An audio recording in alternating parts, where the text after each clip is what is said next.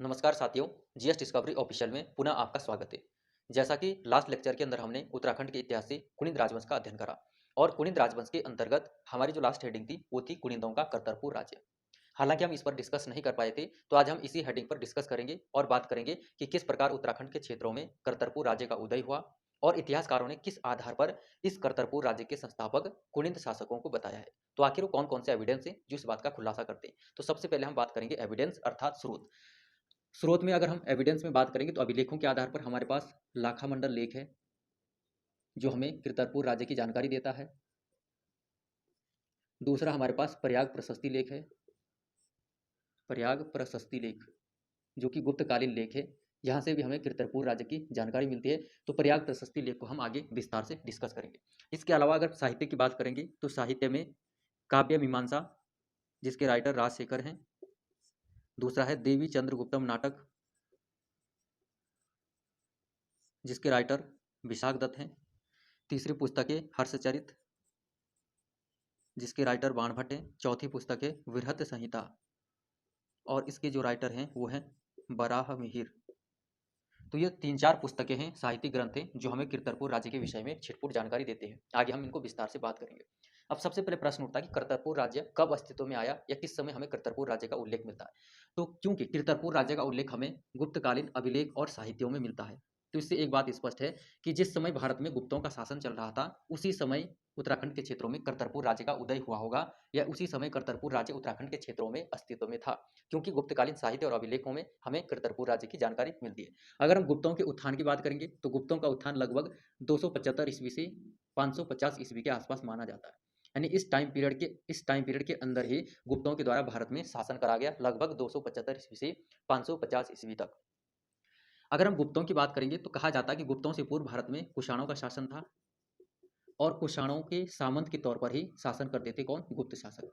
यानी जो गुप्त शासक थे वो प्रारंभ में किसके सामंत थे? कुषाणों के सामंत थे। जैसे ही कुषाणों की शक्ति कमजोर हुई, अयोग्य शासकों का दौर शुरू हुआ, तो गुप्त शासकों ने स्वयं को स्वतंत्र घोषित कर दिया और भारत में शक्तिशाली गुप्त साम्राज्य की स्थापना कर दी, जिसको हम गुप्ता डायनेस्टी के नाम से जानते हैं। समय था 275 ईस्वी से 550 ईस्वी के आसपास। इसी समय अंतराल में हमें देखने को मिलता है उत्तराखंड के क्षेत्रों में इस समय करतरपुर नामक राज्य अस्तित्व में था, जो कि गुप्त शासकों के अधीन एक करदाता राज्य के रूप में उल्लेखित मिलता है। क्लियर? तो क्योंकि अब गुप्त काल में हमें करतरपुर राज्य का उल्लेख मिलता है, तो थोड़ा सा गुप्त काल के बारे में दो तीन फैक्ट जान लेते हैं जो जहां से आपके एग्जाम के लिए महत्वपूर्ण हो सकता है। जैसे गुप्त राजवंश का संस्थापक श्रीगुप्त को माना जाता है। श्रीगुप्त को गुप्त राजवंश का संस्थापक माना जाता है। श्रीगुप्त के बाद अगला जो शासक बना उसका नाम था चंद्रगुप्त प्रथम। चंद्रगुप्त प्रथम को वास्तविक संस्थापक माना जाता है। चंद्रगुप्त प्रथम के बाद अगला जो शासक बना उसका नाम था समुद्रगुप्त। मैं शॉर्ट में लिख रहा हूं, आप इनके पूरे पूरे नाम लिखिएगा। समुद्रगुप्त। समुद्रगुप्त के बाद अगला जो शासक बना कुछ महीनों तक कहा जाता है कि रामगुप्त के द्वारा भी शासन करा गया, तो इसको हम उत्तराखंड के संदर्भ में देखेंगे। इसको ध्यान रखना, आगे हम इस पर डिस्कस करेंगे। रामगुप्त के बाद अगला जो शासक बना वो था चंद्रगुप्त सेकंड। चंद्रगुप्त सेकंड। तो संस्थापक श्रीगुप्त था गुप्त राजवंश का। उसके बाद वास्तविक जो संस्थापक माना जाता वो चंद्रगुप्त प्रथम को माना जाता है। चंद्रगुप्त प्रथम के बाद अगला जो व्यक्ति था वो था समुद्रगुप्त। समुद्रगुप्त से ही संबंधित है प्रयाग प्रशस्ति लेख, जिसमें हमें करतरपुर राज्य का उल्लेख मिलता है। तो समुद्रगुप्त से संबंधित हम दो तीन फैक्ट आगे डिस्कस करेंगे। समुद्रगुप्त के बाद उसका बड़ा बेटा कुछ महीनों तक शासन करा जिसका नाम था रामगुप्त। रामगुप्त से संबंधित भी आगे हमें घटनाक्रम मिलता है जिसमें हमें करतरपुर राज्य का उल्लेख मिलता है, तो इसके बारे में हम आगे डिस्कस करेंगे। रामगुप्त के बाद अगला जो शासक बना वो था चंद्रगुप्त सेकंड। चंद्रगुप्त सेकंड के समय का जो नाटक है वो है देवी चंद्रगुप्तम और वृहत संहिता, जिनमें हमें करतरपुर राज्य का उल्लेख मिलता है। तो चंद्रगुप्त सेकंड को भी हम थोड़ा सा एक दो पॉइंट इसके विषय में डिस्कस करेंगे। तो कुल मिलाकर हम समुद्रगुप्त, रामगुप्त और चंद्रगुप्त सेकंड के विषय में दो तीन फैक्ट जानने का प्रयास करते हैं जो आपके एग्जाम के लिए महत्वपूर्ण है। उसके बाद बात करेंगे करतरपुर राज्य की। सबसे पहले बात करेंगे समुद्रगुप्त।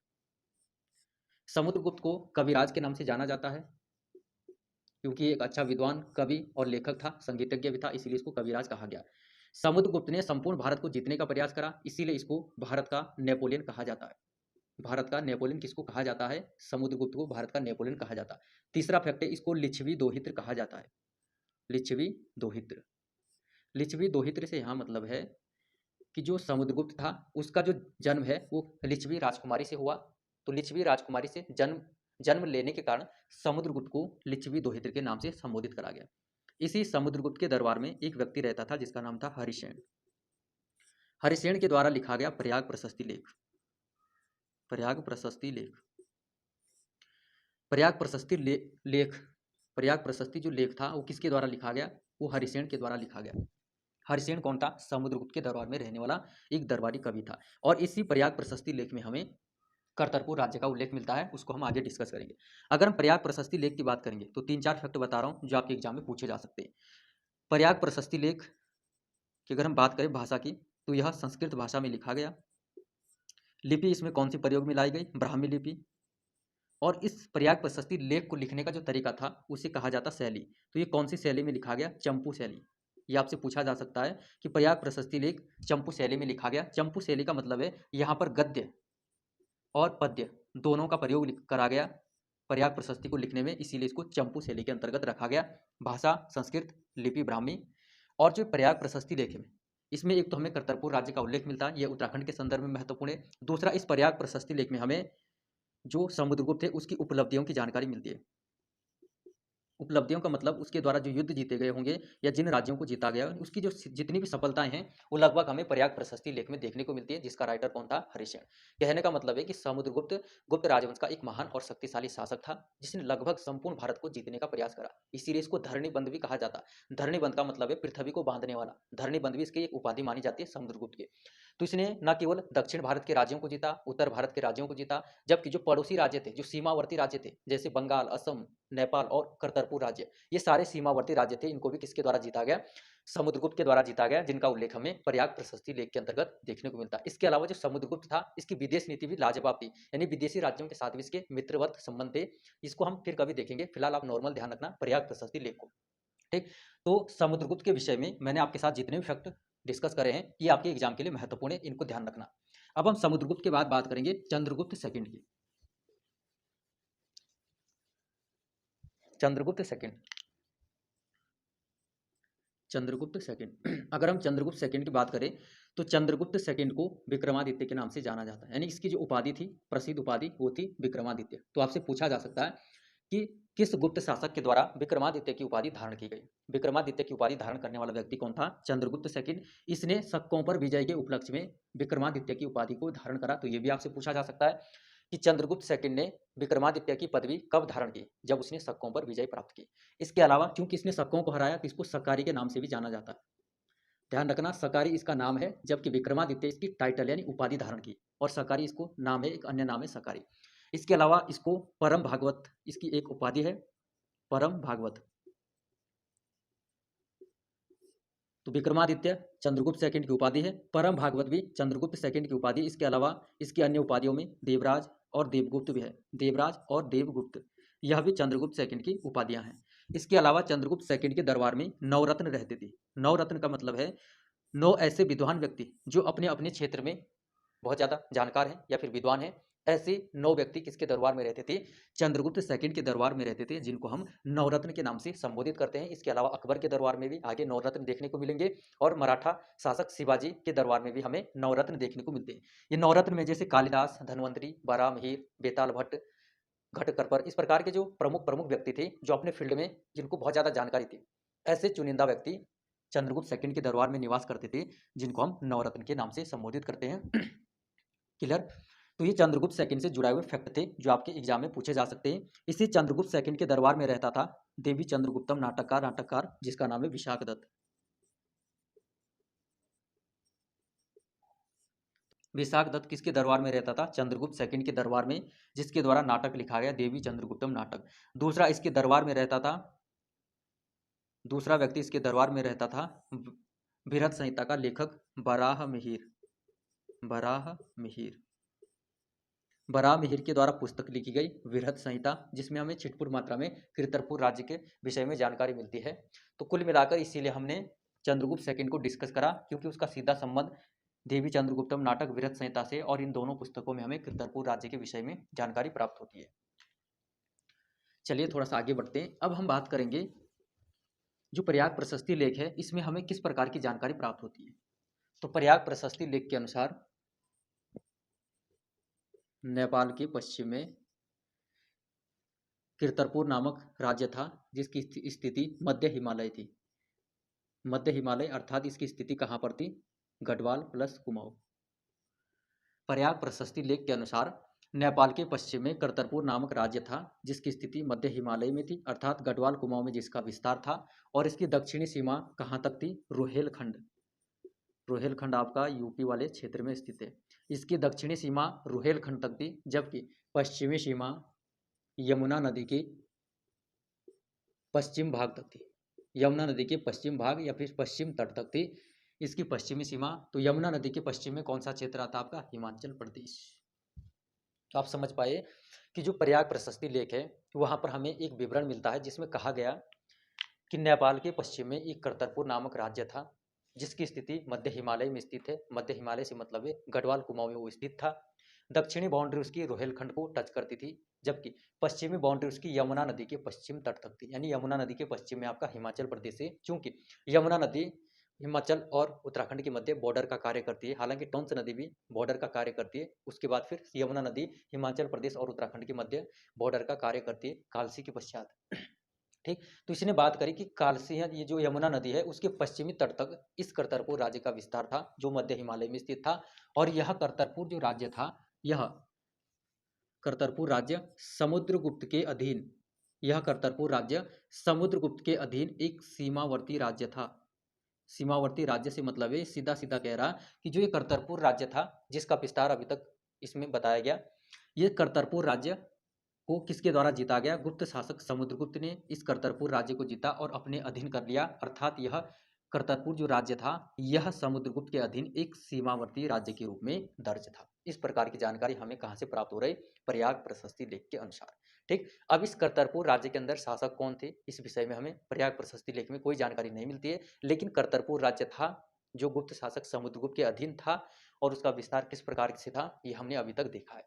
अब बात करेंगे कि इस करतरपुर राज्य के अंदर शासक किसका था या शासन कौन कर रहे थे। आइए उसके विषय में भी समझने का प्रयास करते हैं। सबसे पहले हम बात करेंगे काव्य मीमांसा। काव्य मीमांसा के जो लेखक हैं उनका नाम है राजशेखर। और ये जो राजशेखर हैं यह भारत के इतिहास में जो गुर्जर प्रतिहार राजवंश था उसके गुर्जर प्रतिहार राजवंश के दरबार में एक प्रसिद्ध कवि के तौर पर विख्यात थे, जिनका नाम है राजशेखर। इनके द्वारा पुस्तक लिखी गई काव्य मीमांसा। इसके अलावा एक इनकी अन्य पुस्तक है कर्पूर मंजरी, तो उसको भी आप ध्यान रख सकते हैं। तो राजशेखर काव्य मीमांसा में कहता है कि जो एक करतरपुर राज्य था यहाँ पर कोई खसादिपति शासन कर रहा था। यहाँ पर कोई खसादिपति शासन कर रहा था, यानी कोई ऐसा व्यक्ति जिसने जो खस्सों का राजा था वो यहाँ पर शासन कर रहा था। दूसरी पुस्तक है देवी चंद्रगुप्तम नाटक, जो विशाख दत्त के द्वारा लिखा गया। यह किस समय की पुस्तक है? यह गुप्त काल की पुस्तक है। और इसमें कहा गया कि इस करतरपुर राज्य के अंदर किसी शकपति का शासन था, किसी शकपति का शासन था, अर्थात किसी शक राजा का शासन था। तीसरी पुस्तक है बाणभट्ट की हर्षचरित। बाणभट्ट कौन थे? तो बाणभट्ट हर्षवर्धन के दरबारी कवि थे, जिनके द्वारा पुस्तक लिखी गई हर्षचरित। हर्षचरित में बाणभट्ट भी कहते हैं कि करतरपुर राज्य के अंदर किसी शकपति का ही शासन था। जबकि वृहत संहिता एक गुप्तकालीन ग्रंथ है, विशेष रूप से चंद्रगुप्त सेकंड के समय का, जिसके राइटर हैं बराह मिहिर। और ये बराह मिहिर जो थे ये चंद्रगुप्त सेकंड के दरबार में नवरत्न में शामिल थे। ठीक है, बराह मिहिर चंद्रगुप्त के दरबार में रहने वाले नवरत्न में सम्मिलित थे, जबकि विशाख दत्त नवरत्न में सम्मिलित नहीं थे, केवल दरबारी कवि थे। तो बराह मिहिर ने इस समय गुप्त काल में एक शब्द का प्रयोग करा जो कि इस प्रकार है कोणिंद के नाम से। यानी बराह मिहिर ने वृहत संहिता में गुप्त काल के समय कोणिंद शब्द का उल्लेख करा। तो इसने कोणिंद शब्द का अगर उल्लेख करा है अपने साहित्य में, तो इसका मतलब जो ये करतरपुर राज्य है संभावना है कि यहाँ पर किसी कुणिंद व्यक्ति का शासन चल रहा होगा। इसीलिए बराह मिहिर ने अपनी पुस्तकों में कुणिंद शब्द का प्रयोग करा। कुणिंद शब्द किसके लिए प्रयोग में लाया जाता? कुणिंदों के लिए। ये हम पिछले अध्याय में पढ़ चुके हैं। तो कुल मिलाकर आपके सामने 3 फैक्ट है। काव्य मीमांसा का लेखक राजशेखर कहता है कि करतरपुर राज्य में किसी खसादिपति का शासन था। देवी चंद्रगुप्तम नाटक और हर्षचरित के अनुसार यहाँ पर किसी शकपति का शासन था। जबकि वृहत संहिता जो कि बराह मिहिर की पुस्तक है उसमें हमें एक शब्द देखने को मिलता है जो कि कुणिंदों के लिए प्रयोग में लाया गया, कुणिंद के नाम से। ठीक, यहाँ पर कुणिंदों को कुणिंद के नाम से संबोधित करा गया। तो आपके सामने इस प्रकार की घटनाक्रम है। इसके अलावा जो देवी चंद्रगुप्तम नाटक है, देवी चंद्रगुप्तम जो नाटक है इसमें एक और घटना मिलती है, उसको भी जान लीजिए। देवी चंद्रगुप्तम नाटक के अनुसार हमने अभी बात करी कि जो समुद्रगुप्त था उसका बड़ा बेटा था रामगुप्त। मैं यहाँ पे शॉर्ट में लिख रहा हूँ। ये रामगुप्त अगला शासक बना, किसके बाद? समुद्रगुप्त के बाद रामगुप्त। रामगुप्त कुछ समय के लिए शासक बना था और इसकी पत्नी का नाम था ध्रुव देवी। रामगुप्त की पत्नी का नाम था ध्रुव देवी। कहा जाता है किसके अनुसार, देवी चंद्रगुप्तम नाटक के अनुसार। देवी चंद्रगुप्तम नाटक के अनुसार कहा जाता है कि किसी शकपति यानी किसी शक राजा के द्वारा रामगुप्त के साथ एक युद्ध लड़ा गया और इस युद्ध में रामगुप्त पराजित हुआ जबकि शकपति को सफलता प्राप्त हुई। लिहाजा इस शक शासक ने क्या करा, रामगुप्त की पत्नी ध्रुव देवी को इसने कैद कर लिया। ध्रुव देवी को इसने क्या कर लिया, कैद कर लिया। ऐसा उल्लेख हमें कहाँ मिलता है, देवी चंद्रगुप्तम नाटक में, जो कि विशाख दत्त के द्वारा लिखा गया है। आगे ये नाटक में लिखा गया कि बाद में रामगुप्त के छोटे भाई जिसका नाम था चंद्रगुप्त सेकंड, जिसका नाम था चंद्रगुप्त सेकंड, और चंद्रगुप्त सेकंड के विषय में हम अब तक 2-3 फैक्ट डिस्कस कर चुके हैं। देवी चंद्रगुप्तम नाटक के अनुसार कि बाद में चंद्रगुप्त सेकंड ने क्या करा, इस शकपति की क्या कर दी, हत्या कर दी और ध्रुव देवी को इसके कैद से मुक्त करवा लिया। इस प्रकार की घटना का उल्लेख हमें कहाँ मिलता है, विशाख दत्त की रचना देवी चंद्रगुप्तम नाटक में। तो कुल मिलाकर जो शकपति के रूप में दर्शाया गया यहाँ पर करतरपुर राज्य के अंदर, शायद उसका रामगुप्त के साथ युद्ध हुआ होगा जिसमें रामगुप्त पराजित हुआ। पराजित होने के पश्चात उसकी पत्नी ध्रुव देवी को उस शकपति ने वो कैद कर लिया। बाद में रामगुप्त के छोटे भाई चंद्रगुप्त सेकंड ने इस शकपति शासक की हत्या कर दी और इसके कैद से ध्रुव देवी को मुक्त करा लिया। तो इस प्रकार की घटनाओं का भी हमें उल्लेख मिलता है कहाँ पर, देवी चंद्रगुप्तम नाटक में, जो किसके समय लिखा गया, चंद्रगुप्त सेकंड के समय लिखा गया। अब हम बात करेंगे निष्कर्ष की। अगर हम निष्कर्ष की बात करें, तो निष्कर्ष खासकर विशेष रूप से हम देखेंगे उत्तराखंड के इतिहासकारों का इस विषय में क्या रुझान है। तो निष्कर्ष में हम बात करेंगे उत्तराखंड के इतिहासकारों ने इस करतरपुर राज्य का संस्थापक किसको कहा है, कुनिंद राजाओं को। यानी कोई कुनिंद जाति का या कुनिंद राजवंश का ही कोई व्यक्ति रहा है जिसने करतरपुर राज्य की स्थापना करी। आगे क्या लिखते हैं, उनका कहना है कि करतरपुर राज्य कुनिंदों का ही एक क्या था, अर्ध स्वतंत्र राज्य था। अर्ध स्वतंत्र राज्य था।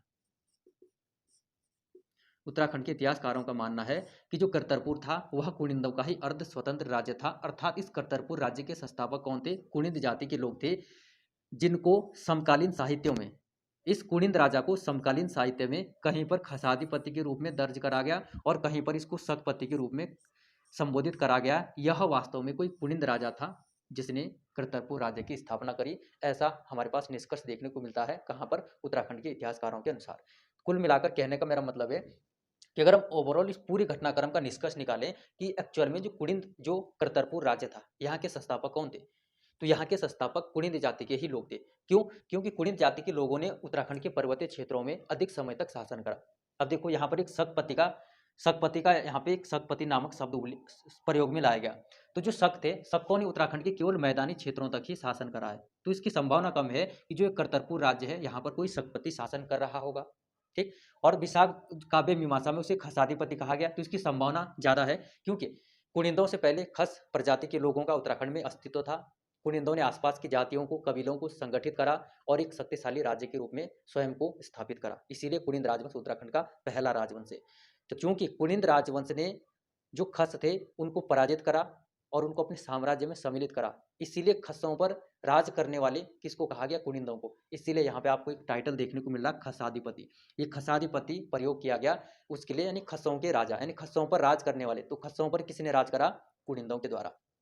तो कुल मिलाकर मेरा कहने का मतलब यह है कि करतरपुर राज्य कुनिंदों का ही अर्ध स्वतंत्र राज्य था। यहाँ के संस्थापक या शासक कुनिंद जाति के लोग थे, जिनको तत्कालीन यानी कि जिनको समकालीन साहित्यों में कहीं पर खसाधिपति के रूप में संबोधित करा गया, कहीं पर शकपति के रूप में संबोधित करा गया।